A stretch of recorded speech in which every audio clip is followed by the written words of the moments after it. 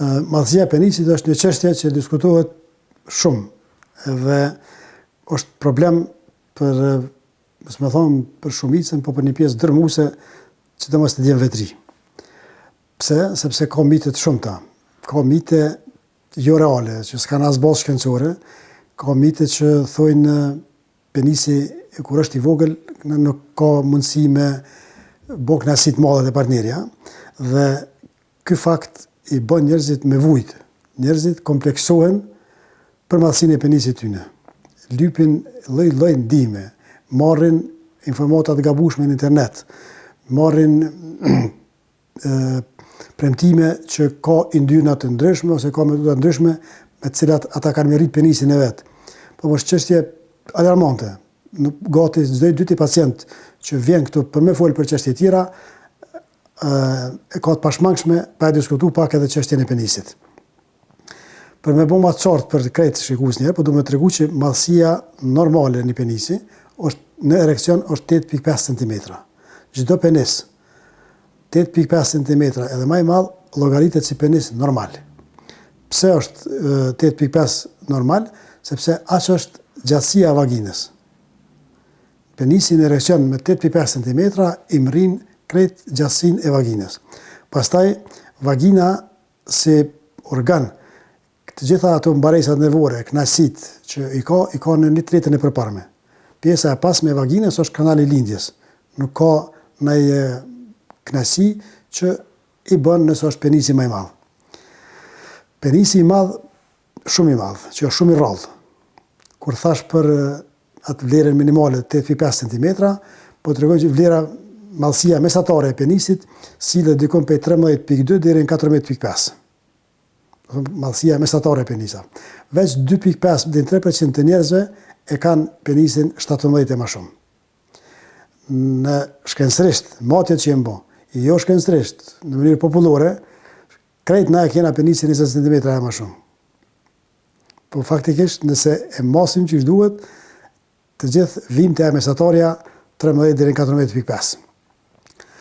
Penisi i madh është i mirë në atë aspektin vizual me po në aspektin funksional pastaj ka probleme për të dy sekset. Penisi i madh, tepër i madh, edhe me kon e gjon, mundet me shkaktue dhimbje gjatë aktit seksual të partnerja.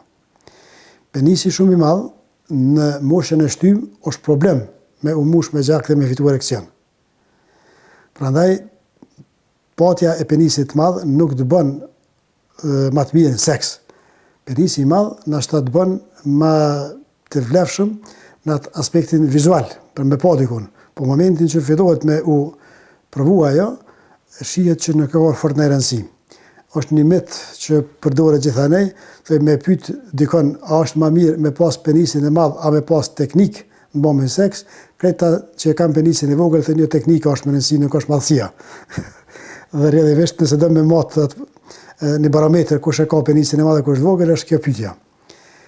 Në popullat ka mite të ndryshme. Mendohet që penisi i madh ka lidhje me numrin e këpucave që i bën.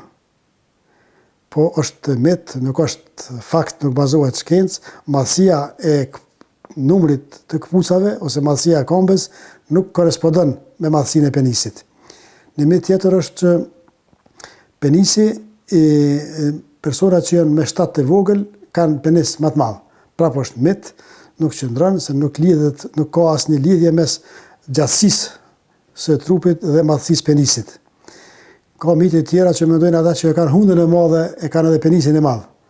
Prapë është një mit që nuk korrespondon me realitetin.